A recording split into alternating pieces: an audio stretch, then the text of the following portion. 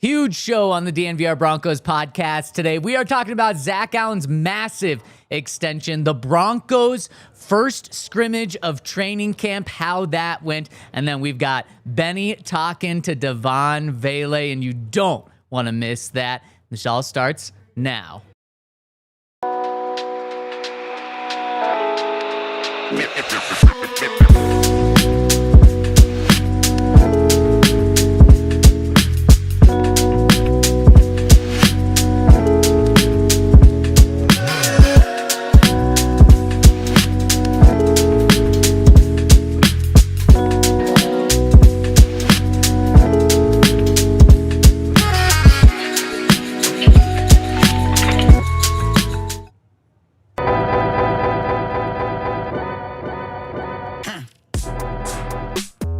What a time to be in Broncos country. Huge day for the Broncos, and we are here to break it all down on the DNVR Broncos podcast, live from the Toyota Lounge, driven by your local Front Range Toyota stores inside the DNVR, fresh off a Broncos practice, fresh off a massive deal for Zach Allen. We are breaking it down, and we brought in the big guns. We've got Henry Chisholm. We've got Benny Fowler. We've got you here behind the camera, and Zach Stevens, rocking and rolling with you for a special 6th edition, actually the 7th show of the week on the DNVR Broncos podcast, because this is the busy season for the Broncos. Fellas, how we doing? We were all out at practice today. Doing well. Always good to see you guys out there. Got a chance to just see a pretty good practice. It was good to chop it up with Mark Schlereth and see him out there and talk and get a little bit of behind the scenes with him. Good to see the guys out there, and then also the interview with DeVaughn Vele was pretty interesting in terms of some of the content that he gave us and some of the answers that he gave us. So really looking forward to sharing that with our DNVR folks. Benny, that's quite a tease. You're picking up this industry quick. That was a good tease. You're definitely not going to want to miss that one. Henry, how are you doing? We missed you yesterday. You're back today. I'm back. It was a long day. Car broke down on the way to the mountains. Wound up hitchhiking the last 10 miles. It was a pretty crazy time. It's a good story. Might be kind of expensive on the back end, but here now. Wow. You're here now. It was a real thank goodness I was wearing a suit in the parking lot of that gas station. Otherwise, nobody was going to be picking me up. Yeah. Well, I'm glad it's a good time for that. I'm glad that you made it there, and I'm glad you made it to practice today, and you're here now. And guys, a guy that's here to stay, Zach Allen. This morning before practice, he agrees to a massive extension, 4 years, $102 million contract, $69.5 million guaranteed. Nice. And Zach Allen is the highest paid Denver Bronco, which is so cool. How do we feel about the deal? I think it's incredible. I think it's very important to keep your good players and your great players here. Sean talked a little bit about it at his press conference. In terms of the value, they didn't know what they really had in free agency. They knew he was a good player, but they didn't know what type of player that they were getting. But he has all of those traits in terms of the versatility that he can play. He talks about his stamina in terms of, making the first play look like the last play of the game. Playing 70 plays and being able to play 70 plays at the same speed, I think is super important. And it's important to just send that message also to your locker room in terms of, if you do right here and if you come here and do what you're supposed to do, we're going to take care of you. So I think they did that with Courtland Sutton. They've done it with Zach Allen now. And I think it just gives him a level of comfort, for the next 4 years. It gives Broncos country a level of comfort. And then also just that defense and Vance Joseph and being able to lock down a player like that. He compared him to Demario Davis in terms of signing Demario out of New York and didn't know really what type of player that they got. And then, he plays well, and then he becomes a captain. And then now, Double D is still playing there in New Orleans. And he compared that to Zach Allen in terms of not knowing what they got in terms of that player. And look at Zach Allen getting paid. So he ran really rich today. Like when he walked onto the field, I was like, geez, that's a really rich guy. That direct deposit is going to look incredible in the next couple of weeks. Those are big numbers. I have a conspiracy theory about something that Sean said about that I've told Benny about. And I think I might be onto something. I also might just come across as insane, but we'll deal with that when we get there. Zach, though, he's a good football. Are you hitting us with a conspiracy theory? Get right into it? Well, let's circle back to Zach. So Sean brought up, if you're not going to pay that guy, then who are you going to pay? And he was talking about Khalil Mack in particular, who was a great player for the Raiders. I think defensive rookie of the year, all pro, all those sorts of things. As Sean said, like probably at least has a very good chance of turning into like a Hall of Fame player. Raiders decide, we don't need him. If you're not going to pay that guy, then who are you willing to pay? The Nik Bonitto stuff today, it was a little bit like, I don't know. Like, we'll see. He's in a weird spot. Like, he can make more money in free agency. It makes me kind of wonder how that's all playing out. Whoa, we're going to have to circle back to that. Really? Okay. Yeah. Okay, maybe we heard that differently. But with Micah Parsons out there, he is in that exact same spot Khalil Mack was in. And I wonder if the reason that Sean had that Khalil Mack situation on his mind is because of the Micah Parsons situation, which is the exact same thing. A guy who's like a great player, could be a Hall of Famer, all that sort of stuff. And that's my conspiracy theory, is that Sean is really thinking a lot about Micah. No. That's not what you heard from He's got Jerry's direct number too. He does. Him and Jerry are close. Yeah, but no, that is not what Sean said at all. Sean said the exact opposite. Sean said Nik Bonitto is going to get paid by us soon, in the next couple of months. Did he say that directly? I mean, he didn't use those words, but what he said was not what you were saying. Not like he's in a weird spot. You don't think so? No, he essentially said that. In fact, he did say this word for word. He said, going into training camp, I would have said Courtland Sutton was going to get paid first by us, then Zach Allen, then Nik Bonitto. He said that flat out. Well, I think he even was shaking his hand a little bit. Then Nik Bonitto. I'm pretty sure was like what was going on. Because he was saying like before training camp, before it actually happened, like this is how I thought it was going to go. And then he said Nick is in a transition period. Yep. And so then there was a follow-up question, what's a transition period? And essentially what he said was, well, now we just got done paying Zach Allen. So now that transition period is, we're getting on to Nik Bonitto right now and moving on to him. I took that completely different than you did. Really? In fact, Nick should be, he can write checks that he can't cash right now because he can cash those in just, whether it's a matter of hours, whether it's a matter of months. So you think he gets paid before the season starts or no? No, not necessarily. I think he very much may get paid before the season, but I think by midseason, he's paid. Now, if you don't pay him before the season, both sides are taking a little bit of a gamble. What are you paying him? You're paying him right in between the Zach Allen deal and the Courtland Sutton deal. You're paying him 4 years, $97 million, with pretty much the guarantees that Zach Allen got because Nick's going on his first contract. You're getting him right at $24.75 million a year or whatever that is. $24 million? Oh, of course, yeah. I mean, the highest it paid is 41. Right, exactly. It's a $17 million discount that you're getting on Nik Bonitto right now. You think that he'll take that? Benny, I know he would take that. I know that that's a deal that he would take. I know that. Are you the agent? I know it.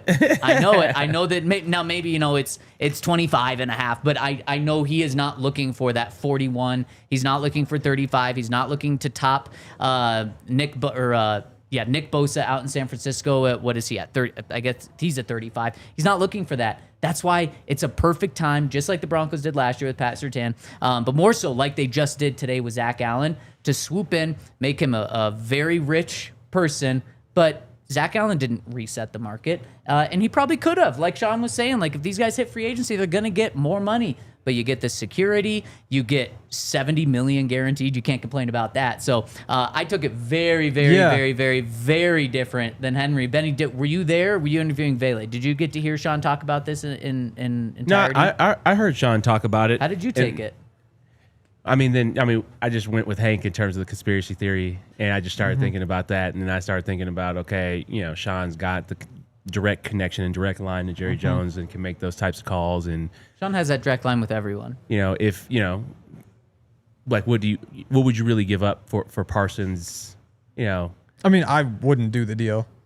You wouldn't trade for him? I mean, I tweeted it and people got really angry, and maybe they were right, but if the options are, so like right now, top of the outside linebacker market, $51 million. So you'd imagine you get 41. You give Parsons $42 million. You have to reset it, and that's probably the minimum. Bonitto, we're talking 24, 25.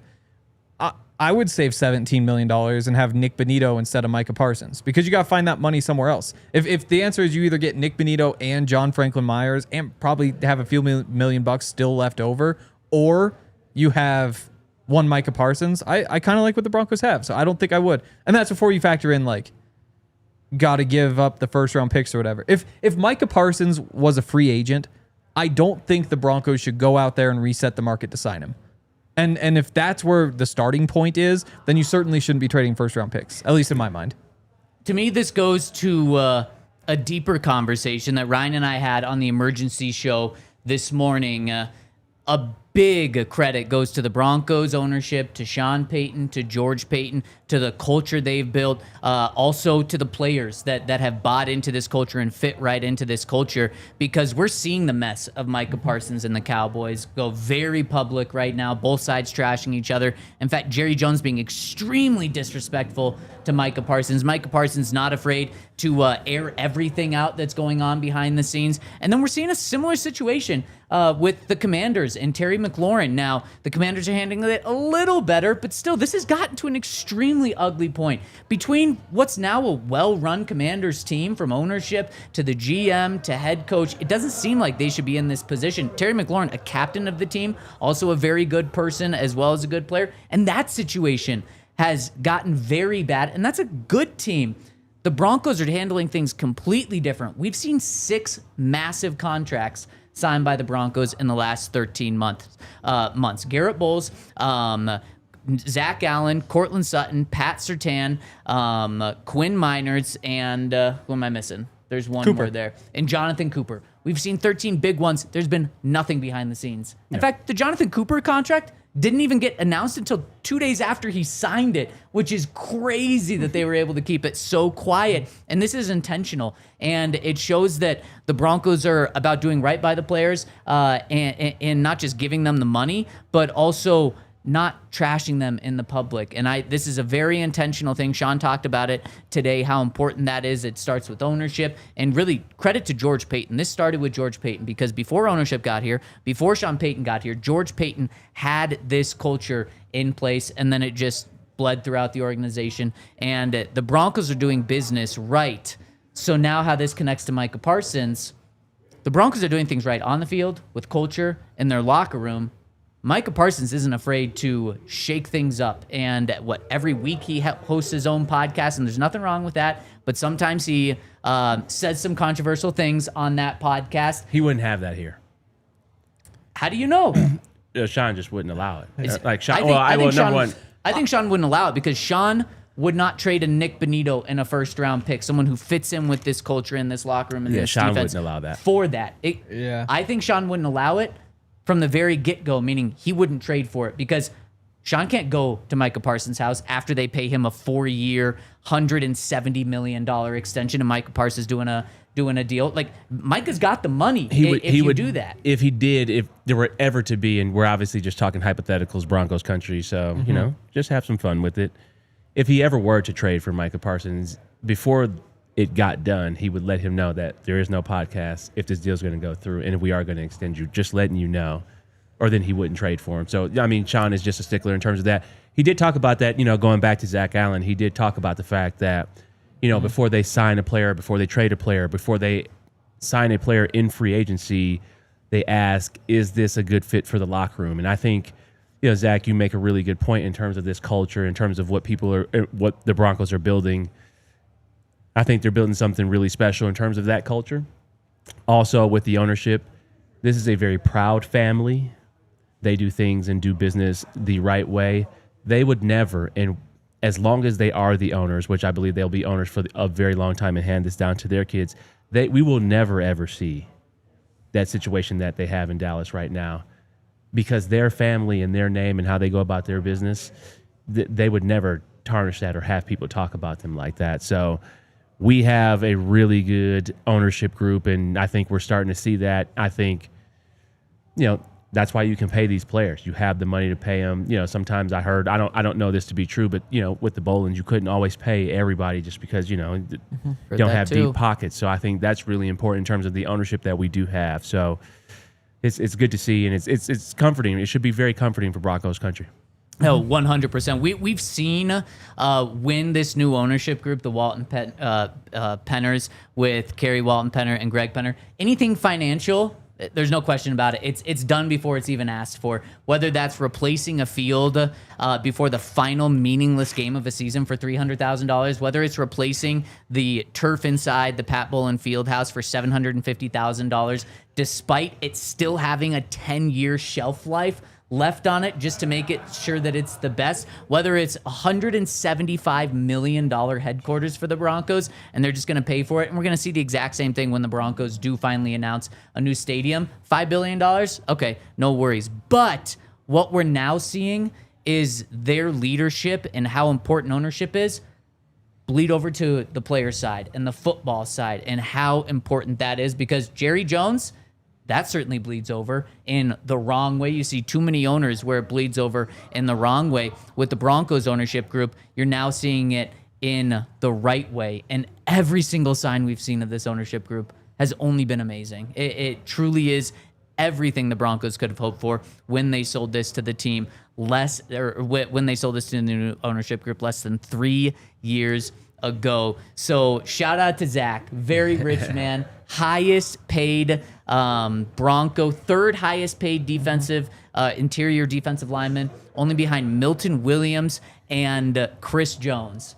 And the stats that Zach Allen has to back this up are just insane, because he could have probably reset the market. And he could have demanded the Broncos to reset the market because of these stats. This one from Evan Kaplan says, how good was Zach Allen last season? His 50 pass rush wins when lined up as a defensive tackle were by far the most in the NFL. Next closest were Chris Jones and Quinnen Williams with 34 each.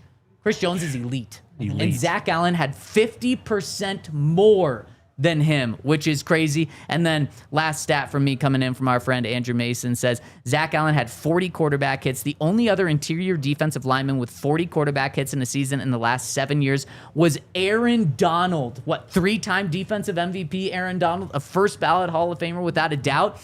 Zach's the first person to do that in the last 7 years since him. That's crazy. Elite. Being mentioned with Aaron Donald is elite. Yeah. So awesome deal for the Broncos. I truly think I've seen some people in the Twitter chat say win-win deal. I think it is. Yeah. How can this not be a win for Zach? Becomes $25 million a year plus $70 million guaranteed, and for the Broncos, you get to keep an elite part of your defense with not having to reset the market. It's pretty impressive. That's only part of the big day that we had today. The Broncos also had their scrimmage, which is arguably, or not even arguably, just simply the most important practice of training camp. Yeah, definitely the most important practice of training camp. Want to see where everybody is, want to give a really game feel. So they had, the offense on one sideline. Before we dive in, got to give a shout out to our friends over at Monarch Money. We're at the end of every month. You might be like me and be like, where did all my money go? Monarch Money is going to tell you exactly where your money went, how it's saved, where it is. And the cool thing about Monarch Money is it takes your money wherever it is, whether it's your checking account, saving account, investments, and it puts it all into one easily digestible way of viewing your money, so you know exactly where your money is. Finance can be so messy and confusing, and it can hurt relationships, and Monarch Money is here to be your own financial advisor. It's much more than your average budgeting app. In fact, it's much more than that, because it was named Wall Street Journal's best budgeting app of 2025. Monarch Money is the finance tool people actually love, and it's a top recommended personal finance app by users and experts with over 30,000 5-star reviews. Get control of your overall finances with Monarch Money. Use code DNVR and monarchmoney.com in your browser for half off your first year. That's 50% off by using the code DNVR over at monarchmoney.com. And shout out to Empire Today. I've talked before about how standing on that concrete is not good for my back. But today we were standing on the grass, which was pretty nice. And I think that it makes me wonder, I guess carpet would be very similar to that, because you couldn't obviously have grass in your house. That'd be crazy. Even like a turf thing would make no sense in a living room. But if you wound up with like a nice carpet, somebody who's on their feet all day while they're at home, there might not be many of those people now that I think of it. But it's good. Pay attention to your floors. It's good for your feet, good for your legs, good for your back. And Empire's the best at it. So make sure you go check them out. We've all been hearing about them for forever. They're the best in flooring. They've been doing floors for a very, very, very long time. And that's all they do, so they've become experts. Schedule a free in-home estimate today because some things are just better at home. DNVR listeners can receive a $350 discount when using the promo code DNVR. Yes, you heard that right. A $350 discount with the code DNVR. Restrictions apply. Visit EmpireToday/DNVR for full details. All right, Benny, tell us how this scrimmage was set up. Yeah, so the scrimmage was set up, very much game-like. Sean likes to, put as much game day scenario in as possible. So offense on one sideline, defense on the other sideline, and then you're mixing in these play series. So the ones go 6 plays, the starting group goes 6 plays, then the twos go 6 plays, the threes go 6 plays, 6 to 8 plays, and then you have the special teams mixed in. So everybody gets their reps. But yeah, it was good to see the receivers and the receiver combinations. I don't know if you guys were paying attention to the receiver combinations that were out there with Bo. I'll tell you, no one paid more attention to it than you, Benny. Yeah, I was definitely look at the receiver combinations out there. Defense definitely continues to look really strong, flying around the ball. Pat Surtain with a pick today. Was there another interception today, or only one interception with Pat? Only one from Pat. Yeah, Pat with a nice pick. Back-to-back days. Yeah. So he's ramping up in terms of camp. Hank was talking a little bit. Pat's having a little bit of a quiet camp. And Pat said, Yeah. I'm going to shut that up. Yeah. I thought what Sean was talking about with Pat after practice was kind of fun too. Just like saying that he wants to challenge him. Who was that? I could picture the guy had 49 career interceptions for the Broncos, the most ever. Cornerback Steve Foley. Wow. Were you trying to do exactly what Sean did? Is that what he did? Sean did. Yeah. Really? He literally the exact words that Sean used. He couldn't think of him, said the 49 interceptions. Then the media helped him out a little bit. Wow. Maybe we're the same person. But yeah, I mean, it's good to have those sorts of challenges. And I think the big one for Pat was just like lock in every snap like you're guarding one of the best receivers in the NFL. And last year he did that. There was only the one time somebody like slipped behind him. That's been one of those things where it's like Pat's perfect, but then occasionally you're just like, oh, there's no reason for that. And I think maybe in training camp, I don't even want to say he's giving those up because he's not giving those ones up. It's just that we haven't really noticed him. But then in these past couple of days, there have been the 2 big plays. And not really thrown to his side either. Like today, one of those 2-point plays they ran, or just like the play action and Pat bites and there's the touchdown behind him. Again, it's not like concern for Pat. There's never concern for Pat. It's just one of those where it's like, it hasn't been a dominant camp for Pat. And, 2 interceptions in 2 days helps. Yeah, totally changes that. And that interception that he had today, just like the one yesterday, one of the rare just head-scratching decisions from Bo.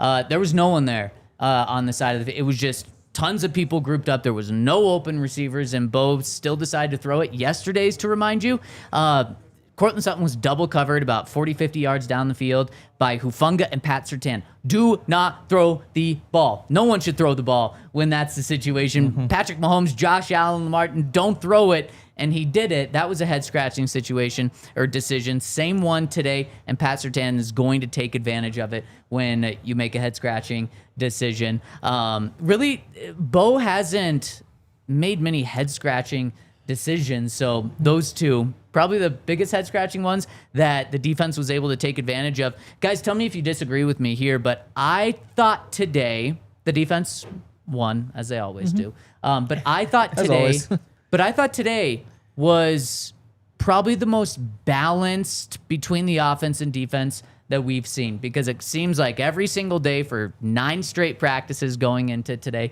we've been talking about how the defense, they're so good. The offense can't do anything. The defense is so good. Today, the offense did more. Now, they didn't take over the defense and beat them, but I thought they did more today than they have in the past. We talked about the interception that Bo had, the good play that Pat had, but Bo also punched back and had some good plays and had some good periods where he completed 3 of 4 passes and then continued that into the next period. And then the defense punched back and had, shut down or period. And then the offense came back a little bit. I thought it was the most balanced we've seen with the defense still winning. If the defense did win today, it wouldn't be by a large margin. Yeah, they might have made a couple more plays here and there, but on the first series of the plays, you had a catch from Vele over the middle. So Bowen and Vele continue to pick up. Great catch by Vele. Can we talk about the throw really quick? Yeah, go ahead. And the catch? Oh, yeah.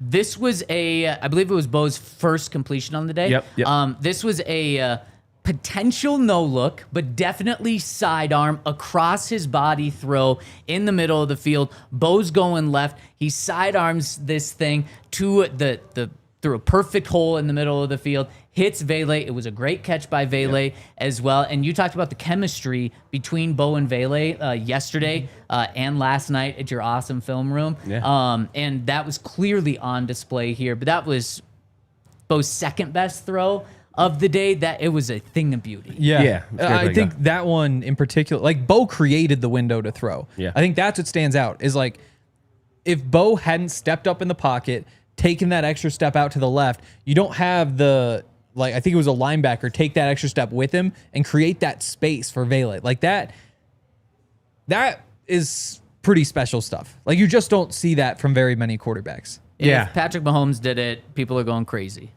Yeah, I thought it was a great play by Bo. Love the receiver combinations to start off with Vele, Evan Ingram out there, Marvin Mims, and Courtland Sutton. I mean, you got your speed, you got your size.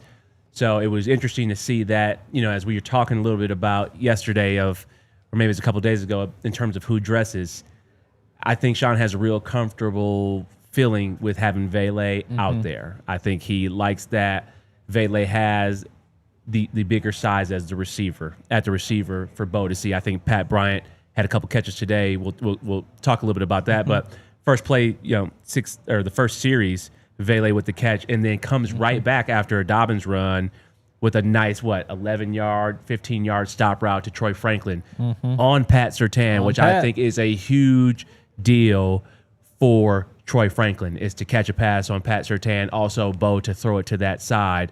So it's good to see that.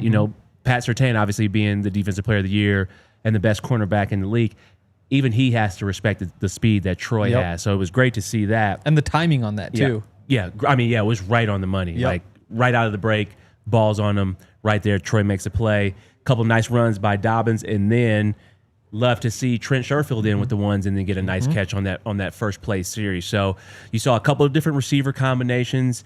I love the fact that there was a time, maybe the second or third play out there, that you had Mims and Franklin out there on the same side of the field.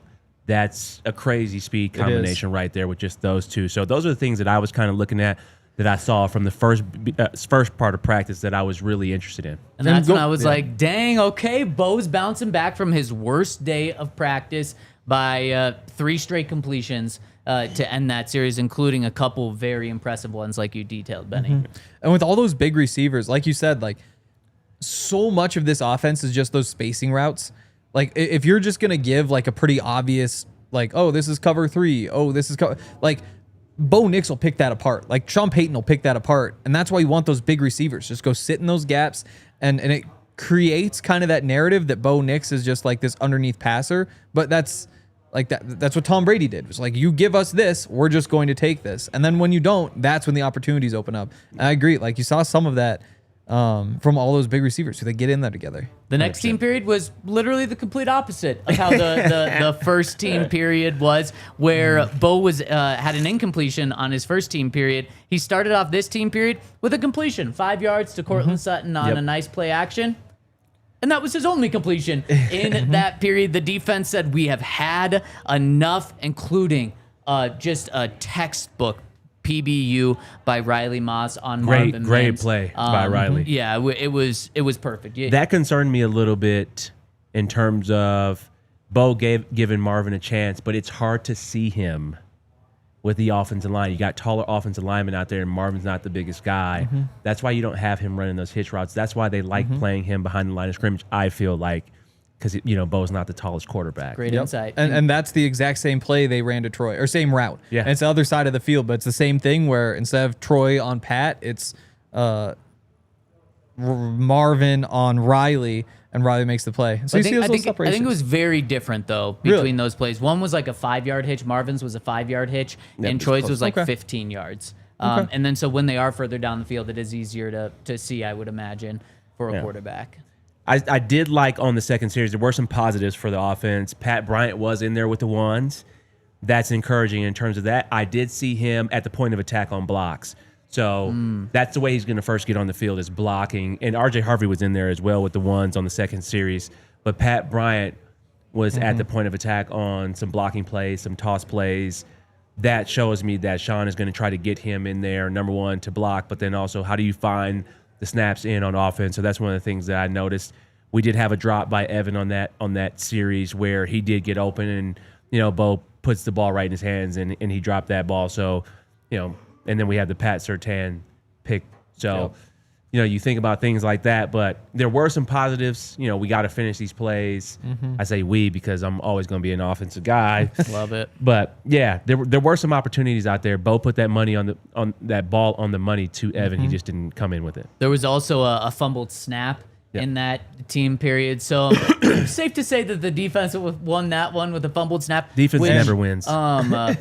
Which in that one was picked up by Jonah Ellis. I believe picked up the fumbled snap. He had a really good day. We'll talk about a sack that he had every day later as well, and picking up that fumble as well. Pat Surtain then rounded it off by getting the pick. Yeah, and Zach Allen in there against Quinn Miners is able to just shove him off, hold him off, and blow up a run. Don't see that very often. Yep. With Zach Allen, better get used to seeing it, because then in the next team period, the offense is about at the 20-ish moving in, so it's red zone work. And Zach Allen had a sack there. In fact, I think he was so close to ripping Bo Nix to the ground until he was like, I haven't signed my contract yet. Yep. Let me just not pull Bo Nix down. But he would have destroyed a quarterback in the game. He wanted to let Bo know that this was a real sack. Like, you're not running away from me. 100%. So he did grab him and then let him go. But he wanted to let him know, like, this is a real sack. For the tape. For the tape later. Like, there's no question about it. Yeah, no question that you're going down. I would have 10. tackled you right here. Let's continue with what happened. We're about midway through practice right now. And let's continue it after I give a shout out to our friends over at True Fan Travel. True Fan Travel is hooking it up for any fans that want to go watch the Broncos in London. Not just watch the Broncos in London, but have the best week experience in London. You're going to see all of London. You're going to be put up in a really nice hotel. You can even get flights included in this. It's a one-stop shop for traveling. And then you get to hang out with us at events throughout the week. On Sunday before the game, we're going to have the best tailgate. You're going to be included in that. There are going to be tickets to the game included in this package and flights home. And it's not just us that's going. We got Benny going to London with us. You're going to be able to hang out with Benny all week as well. It's going to be an absolute blast. And the cool thing about True Fan Travel is they just make it so easy. You go to truefantravel.com. You buy the package, and boom, you're set. You don't really need to book anything else. You're going to be taken care of from the time you get on the plane to when you come back home. And let's say that you already have your flights out there. Well, they have packages that don't include flights, so they've got it all over at truefantravel.com. Come with us to London with truefantravel.com. Hello, mate. Hello, Governor. Hello. You've been practicing. Yeah. Also, gotta give a shout out to Toyota. I mentioned I had a little adventure with some hitchhiking yesterday, which, boy, did that make my girlfriend mad. She does not like when I hitchhike, I guess. Well, and the worst part was because, like, you get in, you're like, I should probably talk to these people, convince I'm not a serial killer or something. Meanwhile, I look down, and it's like, 5 texts, the last one being, this is one of those times where you need to respond to me. I was like, oh, yes, right. I should keep you posted about me not being serial killed. Point is, if I had a Toyota, my car wouldn't have broken down. Yeah. If I had a Toyota, never would have been an issue. Would have made it up the mountain in a breeze. And who's to say? We'll get the news here soon, but I might be driving in a new Toyota in a couple days. Ooh. We'll find out about that here. Toyotas are the best. The Land Cruiser Tacoma. I'm going to be on this website later. 17 miles with all-wheel drive, 4-wheel drive, zero-emission vehicles, all that sort of stuff. So visit your Front Range Toyota stores, a location near you. AutoNation Toyota, Arapahoe and Centennial, Corwin Toyota in Boulder, Groove Toyota in Littleton, Mountain States Toyota in Denver, Stevenson Toyota East, Aurora, Stevenson Toyota West in Lakewood. Toyota, official automotive partner of the NFL and the official vehicle of DNVR. Let's go places. All right, and let's go places. Really quick, before we continue with this, just want to give a shout out to Benny for an awesome event last night at the bar you broke down the Broncos receivers, and yes, Evan Ingram is a receiver, so you broke them down. We had a great group of about 20 or 30 people down here. Then we did a Q&A after. But Benny, it was so cool to hear you break down what's going on, not just because you're a former player, but because you know this offense better than anyone. You're a former Bronco. You know how to make things relatable. It was a fantastic event, and the cool thing is you're going to continue to do that over the next couple of months as well, and I'm so excited for the next one. Yeah, it's going to be a lot of fun. It was a lot of fun just to have the interaction with Broncos Country. They asked great questions. We were able to break down some great film. We noticed some things that, aren't always pointed out on TV, and it was good to just have some fun. Really appreciate you and Ryan and Harrison supporting and Hank, and I think, I'm we already know Henry's. I was at a wedding. No. He wasn't here, but he's still. I retweeted everything. Yeah, he's still supportive. Yeah. But then, I think we'll start breaking these down after these preseason games, and we're going to be auctioning off tickets. Not auctioning, raffling off tickets at future events. So people want to come get 2 to 4 free tickets to the next Broncos games. I will be giving those out personally, so would love for you guys to come out and support, and we'll have some fun with it. I'll be at the next one. That is too freaking cool. So stay on the lookout for our next one of those, but just want to give a shout out to Benny for an awesome event. Okay, so let's dive in. So we talked about how this was a... Can we pause real quick? You have no phone case? No phone case. That is crazy. That means you're really responsible. Yeah, pretty much. When it comes to this baby, this is my baby. No cracks, no nothing. Mine's just falling apart. Oh my goodness. Yeah, it's like that is insane. Good thing you have the case on, or else I wouldn't believe what condition your phone would be in. Probably not good. How does it get to that? Well, it's just been a couple years, and it just all kind of falls apart. It's microfiber, which sounds like, it'll last forever. Apple made it. I trust them, but no, the Apple ones are terrible. They fall apart. Apparently. My wife has one, and it just really? continues to fall apart. Yeah. Does it look like this? No, I don't think I've ever seen one look like that. You've reached a new limit. That's I kind of need to rip it off or something. I don't know what I'm doing. You could buy a new duct one. tape. Yeah, maybe Mountains Toyota. Yes. Or just go bare. Not doing that. Not doing that. Okay, so let's dive into this next team period. What stood out to you guys? Next team period with Stidham? No. With I mean, if you want to talk about Stidham, you can. Well, I thought Tough day. Stidham made some decent throws. I love the fact that he went to Pat Bryant literally right away. There were a couple bad throws, but there were also some good throws. Yeah, he had some. Yeah. I just love the fact that he gives Pat opportunities. He also threw one to Evan, a pass to Evan Ingram. So I thought Stidham had some decent days. I'm more so looking at the receivers and how I really just want to see Pat Bryant and how he catches the ball and the targets that he gets. And I thought we got the chance to see Pat in with the ones and the twos, make some plays, catch the ball, and have opportunities to block. So I think he is progressing in the right direction, and I think next week against San Francisco is going to be great, and I think he's going to get a ton of reps and a ton of opportunities to catch the ball. So I know Zach's super high on Pat being receiver 2 by the end of the year. Yep. It's going to be interesting to see. It's going to happen. And in this next team period, speaking of opportunities, I really thought that RJ Harvey got tons of opportunities today. Like maybe more with the first team than we've seen. I think it's still JK in there for sure as the starter every single time, but then I just noticed a lot of 37 with the first team today, which is about what you should do. At certain points, you should give the rookie a lot of opportunities. In this next team period, nothing through the air for Bo Nix. The defense made it very difficult again until the very final play when Bo Nix threw a perfect fade to Courtland Sutton in the end zone. Pat Surtain in smothering coverage on him. Great coverage. And Court did an incredible job of somehow legally getting Pat off and making an adjustment to find the ball, catching it in the end zone. I mean, it was a perfect play all around. I guess coverage could have been slightly better because they scored, but I mean, it was great coverage. It was a great throw, and it was probably an even better catch. Yeah, I would say it was great coverage by Pat Surtain. I don't think he could have done anything better on that play. Decent throw by Bo to me, but I think when it comes to the 50-50 balls, Courtland Sutton is top 10 in the league. If it's a 50-50 ball, it's up in the air. I would say 90% of the time he is coming down with that ball. And he did, him and Pat are, kind of hand fighting middle of the end zone, and then Court just gives late hands and catches the ball. And I just think he does a really good job of that. And also one of the things that separates Court with the 50-50 balls is his body control.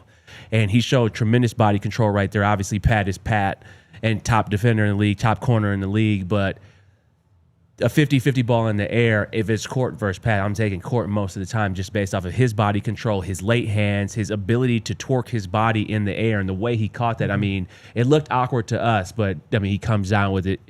He needed a better celebration in terms of the touchdown celebration, but he probably didn't want to show his teammate up. But, yeah, that was an incredible catch by Court. Yeah, Court and Pat in practice is just awesome. Yeah. Like, just the way the two of them play, like the size that they have, like they're just a perfect match for those situations. And Court has gotten the better of Pat in the one-on-ones. Pat has pretty much locked Court down in the team drills until this one, and you see him kind of go back and forth and back and forth. Like, it's just awesome stuff. Yeah, it really is.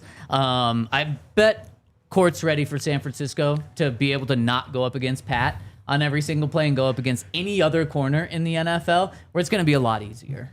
Well, I think these practices are very scripted and scheduled in a certain way. Like, the defense knows exactly the plays that we're running on the offense. The offense knows the exact defenses.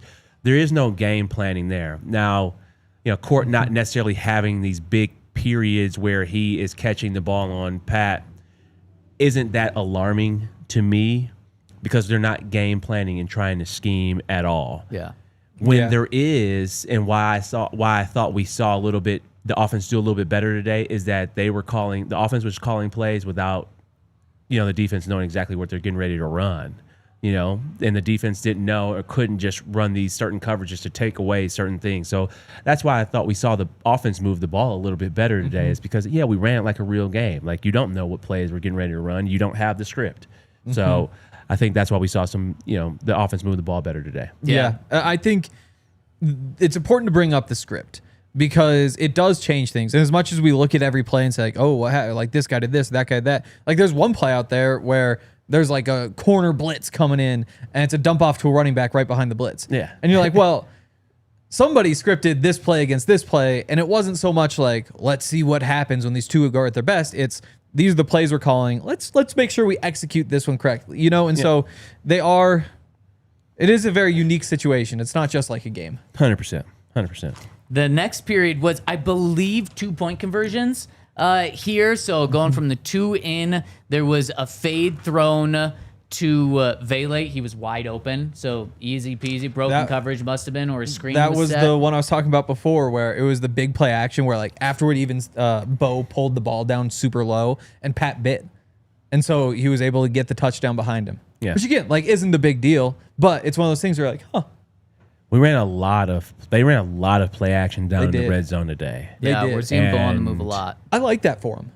No, I love that for him, because he is a real run threat, and he is fast, and he's going to be able to get the edge, or he is going to have some easy dump off throws to receivers, like the touchdown to Vele today, where, you know, he can, you know, if he does a great job with the play action fake and we're really running the ball, I mean, there are going to be people open. So I think we are going to see a lot of Bo Nix on the move.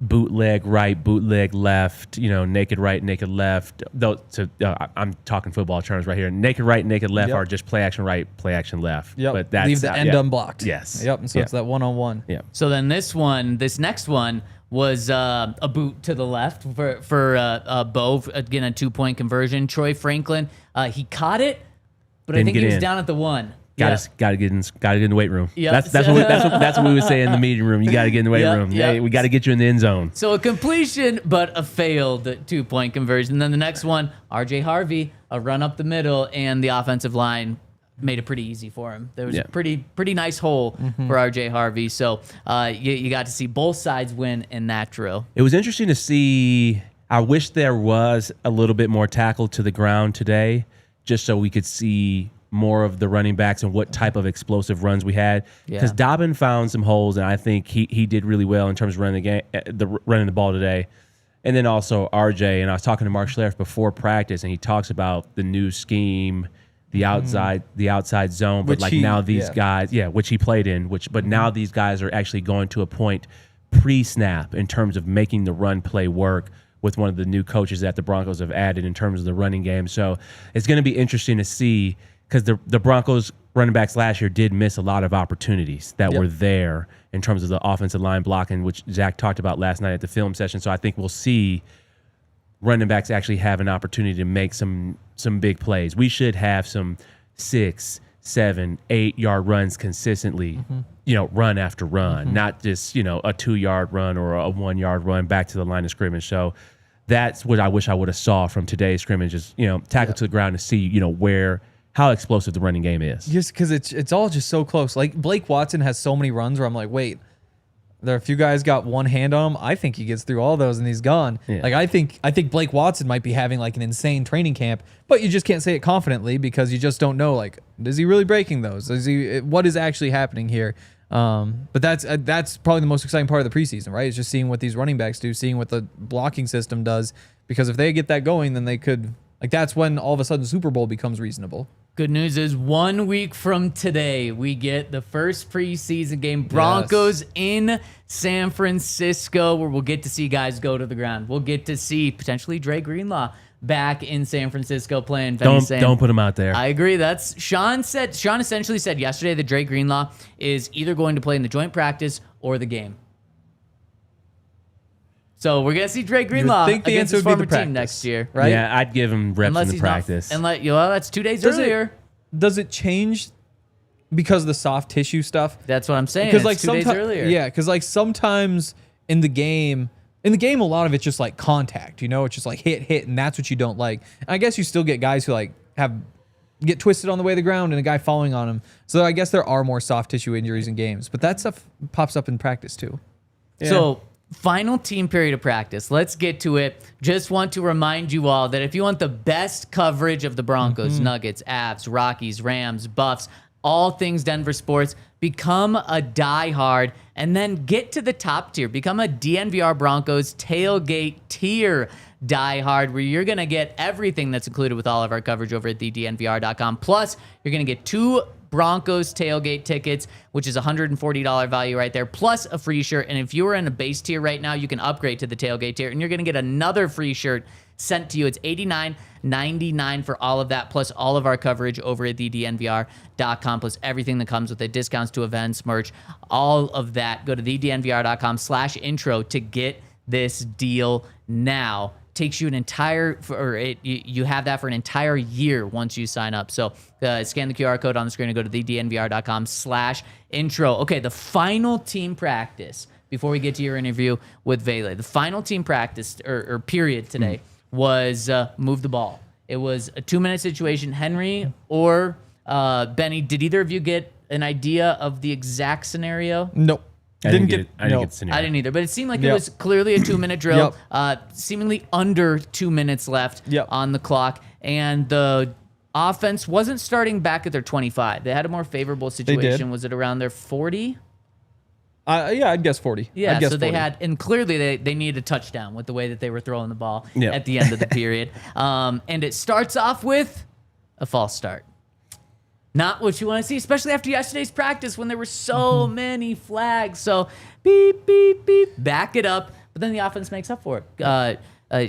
Bo hits Vele for 10 yards inbounds. So the offense runs up to the line of scrimmage, a short completion to 28. I believe that was out of bounds, or he caught it and then went out of bounds, so it stopped the clock. Then there was a catch and run from the left to the right side. I didn't see who caught it, though. Yeah. Did you guys? This was the most difficult period of practice. We should say why it's so tough here. So we were up on the side. So they have the 2 fields. We're on this sideline. And then there's like that little hill up to the building. So at the beginning of practice, we're up on that hill because they're on the far field from where we normally stand. And so we have a pretty good angle of the whole thing. But then they have us move down because we're out to do media stuff. And so there's a whole wall of players that are in between us and the field. And the field is probably at least 60 yards away, 50 yards away. At least. Yeah. At least so 60 yards away. It wasn't a great angle. Yeah, it wasn't. So someone caught it. Then Bo went deep, incomplete. The next play, the defense has an encroachment. So now it's 2nd and 5 for the offense. and the offense shoots themselves in the foot. They get a false start, so then they negate the free 5 yards that they had, which you hate to see. So then it's 2nd and 10, and Bo throws a deep ball to Pat Bryant. Probably too high for anyone to catch. Pat gets one hand kind of on it as he's fully stretched out in the air, incomplete. 3rd and 10, Bo hits Marvin Mims in the middle for about 15 yards. 3rd and 10, pressure situation, you need it. I love that Bo was able to move the chains, get 15 yards, good catch and run by Mims there. And then he goes to Troy Franklin in the end zone, and Troy drops it. It would have been a win. Not the easiest catch in the world, but man, this could have been. Should he have made it? Yes. Yeah, it would have you been a think tough so? catch. He should have made it. I didn't see that play, but Oh, yeah. all I'm saying is that if you think he should have made it, Yes. then the easiest catch in the world or whatever doesn't make, or we don't care about that. Like he has to come down with that. He definitely should have come down with it, and it probably would have been his biggest catch of training camp because it would have been in the 2-minute period. It would have been with Bo Nix. It would have been against the starting defense. And Troy, as we've talked about and documented well, has had a great training camp, made some great plays.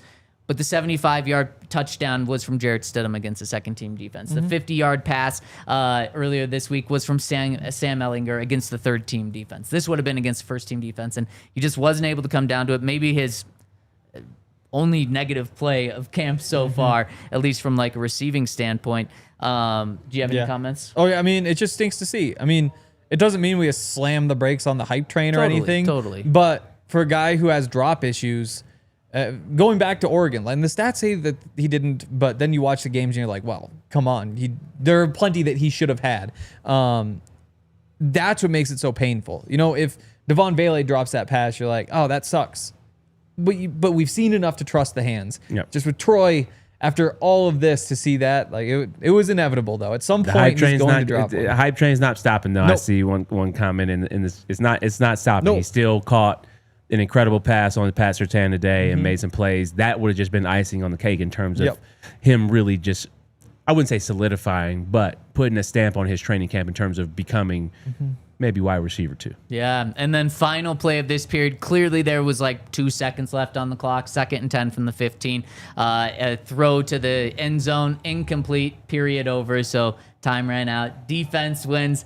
They probably win the day, but we did see some positives from the offense. Before we get to Benny's interview with DeVaughn Vele, just want to give a quick injury update because I think there was more good news on the injury front here. Q Robinson, we saw him again. He's got that bone bruise that we talked about yesterday, still not practicing, wearing that brace over his right knee, which is fascinating. I don't know why there's a brace for a bone bruise, but I'm no doctor. I have no idea. We saw Dre Greenlaw out there again, not practicing, but I saw him running around, jogging. He definitely looks better than was initially feared.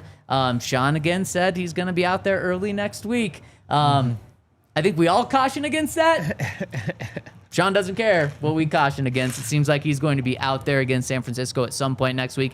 And the really good news, Alex Singleton practicing.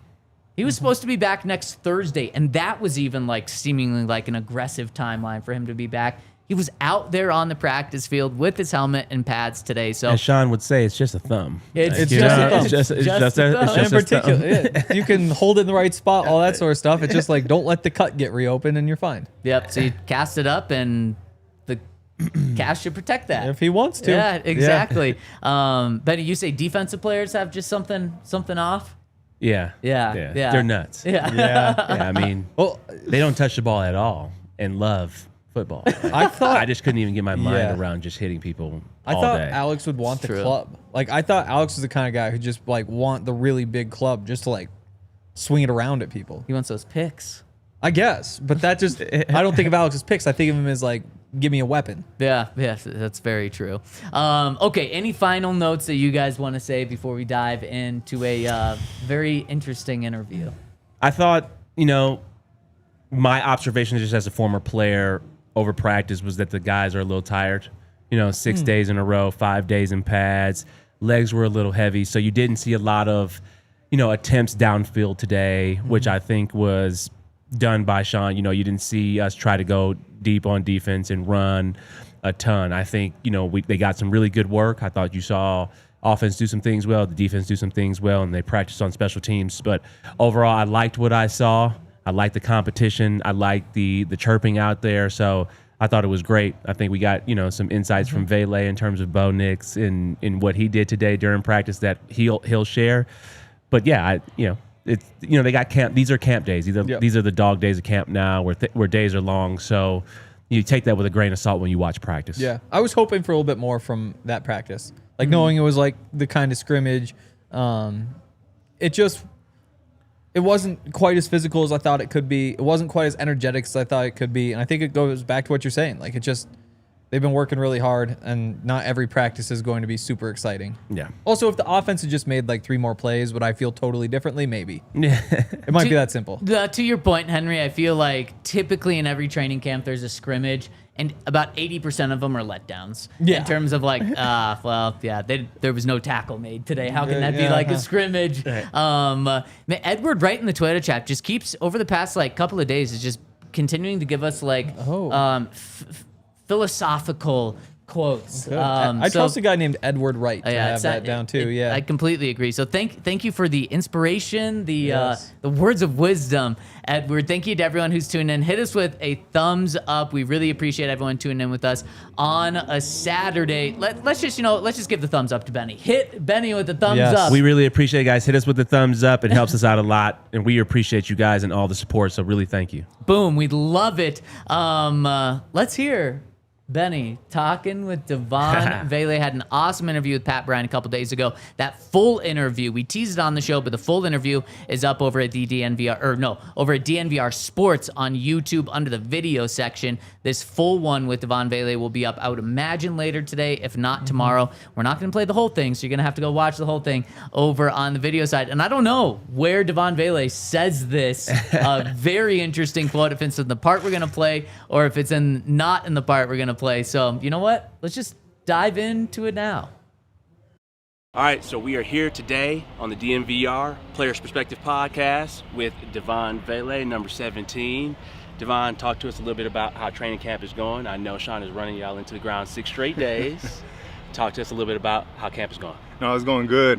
Just getting in that playbook.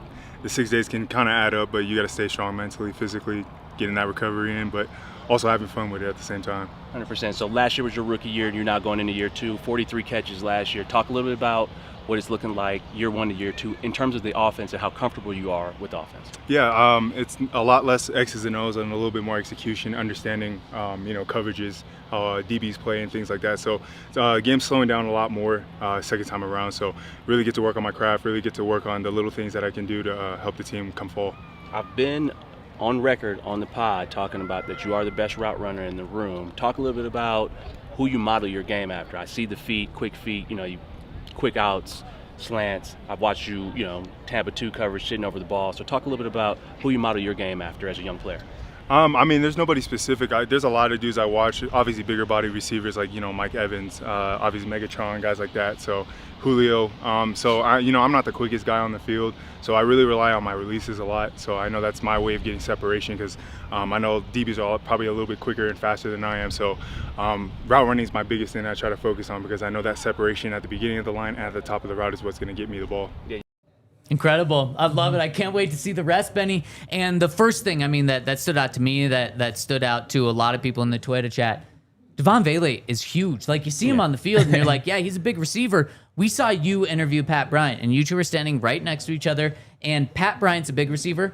You were maybe bigger than him. Yeah. And DeVaughn, I'm sorry to say, makes you look small, Benny. Yeah. No, taller guy. You can see why, number one, Sean likes him as a receiver and as a target for Bo, just, pure size and strength and the way he can show up. But also, I think, just having that little bit of a conversation with him, how he thinks about himself in the offense as a route runner. Some of the guys that he studies, I think he has better feet and is a better route runner than Mike Evans and Megatron. But those are great people to, watch and study in terms of who they are as players. But, yeah, he is a taller guy.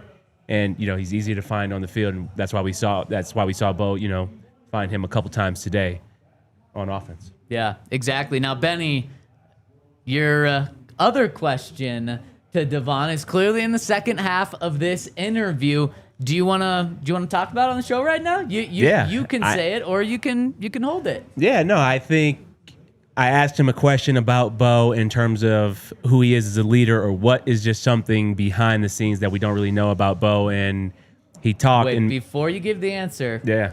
people are going to have to go to overtime in order to watch it. Talk about the tease on a tease on a tease. Go to thednvr.com. We're going into overtime to round out this show, so you can catch the rest of it over and overtime over at thednvr.com. Sorry to interrupt you, Benny. So you asked him that. Yeah, I asked him, what was something that you could share about Bo that we don't really get a chance to see. And he shared just the confidence that Bo has. And then specifically today, he talked about Sean is giving Bo a play during the scrimmage, and Bo completely ignores that play and calls his own play. And they end up making the play, or they end up scoring. So you talk about Bo taking that step from year 1 to year 2 in the offense, and you spend time with Drew Brees. You spend these 5 days. You start to learn the little intricate details of this offense. And then you're starting to get a feel for the defense and understanding certain things, and you're like, okay, Sean calls that play. I don't really agree with that. I'm going to call my own play, and then I'm just going to live with the consequences. So shout out to Bo and Vele gave us a great answer. Yeah, we could go through the scoring answer. Plays and try to guess which one.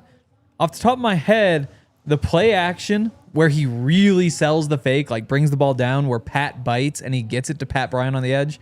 That'd be my bet. Vele on the edge. Was that to Vele? I think Vele scored on that. Vele scored on that. I don't know. It all adds up. It all adds up. If that was the play, though, wouldn't Vele have said, like, and Maybe. I loved it, or Maybe. something? Like, I benefited? I think he said that on Maybe he there. did then. Yeah. I'm going to have to watch. I'm going to have to go to the DNVR Sports YouTube. Balls of steel. Yeah. From Bo to do that. Benny, Sean as a coach. Yeah. How does he react to that? Because this isn't Drew Brees doing it in year 14 when he has an MVP, a Super Bowl. He's a 10-time Pro Bowler. How does he react to Bo doing that? I think he reacts, and I think he's excited about it because Sean doesn't want to have a quarterback where he has to tell him everything to do. And ultimately, I think Sean trusts Bo, and he trusted Drew, and he trusts other quarterbacks out there. You're going to see... You're out there playing, so you're going to see different things, and if it works, it works. So it did work. Sean has said before that, like, at some point in a quarterback's career, he starts calling like the 2-minute drill. Like it's no longer the play caller; it's the quarterback who's the one who's like, okay, these are the plays, because it just speeds things up, it lets it go, and that's one of those things where like eventually Bo gets there. Eventually, Bo gets to the point where he's trusted to make some of those changes, but it's not just going to be one day Sean says, oh, you are now allowed to go do this. It's Bo does it and it works. And Bo does it and it works. And maybe Bo does it and it doesn't work. But eventually you just build that rapport and trust. I mean, that's the next step to in Bo's evolution. And DeVaughn Vele gave you the inside scoop on the player's perspective about it. I can't wait to hear it from DeVaughn himself. Tonight or tomorrow, make sure you check in on that. The Broncos are off tomorrow. First day, as you mentioned, 6 straight days of practice for the Broncos. This was the most grueling 2-week stretch for the Broncos that they're going to have in training camp, the most grueling week that they're going to have potentially all season. Yep. Training camp, I'd imagine, is more grueling than the season. Way more grueling. Yeah. This is the hardest 45 days for pretty much 90% of the roster, because it's a job interview every single day. So mentally, you're stressed. Physically, you're obviously stressed.